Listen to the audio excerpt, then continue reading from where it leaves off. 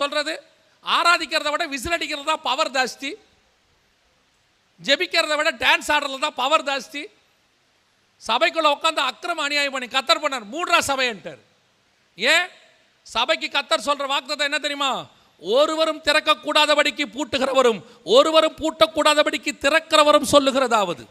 சபையை கர்த்தரை தவிர பூட்டுற அதிகாரம் உலகத்தில் வேற எவனுக்கும் கிடையாது. யாருக்குமே இல்லைன்னா எப்படி கொரோனாவுக்கு வரும்? கண்ணுக்கு தெரியாத ஒரே ஒரு கிருமியை வச்சு சபையை முடிவிட்டார். திருந்துங்கடான்னார். முதல்ல மனம் திரும்புங்க. இப்போ சொல்கிறார் பாருங்க அந்த இடத்துல, உன் திராட்சை ரசமும் வேண்டாம், உன் அப்பமும் வேணாம், எதுவும் எல்லாத்தையும் பண்ணிவிட்டு மாதத்துக்கு ஒரு தடவை வந்து கம்யூனியனில் கையை நின்றுறது அப்படியே பவ்யமாக. அதுவும் வாங்கிட்டு உடனே வாயில் போடவும் முடியாது, உதறது. ஏன் உதறது? உள்ளுக்குள்ளே அவ்வளோ இருக்கு. ஆண்டவரே எல்லாம் பண்ணிவிட்டா இந்த ஒரு தடவை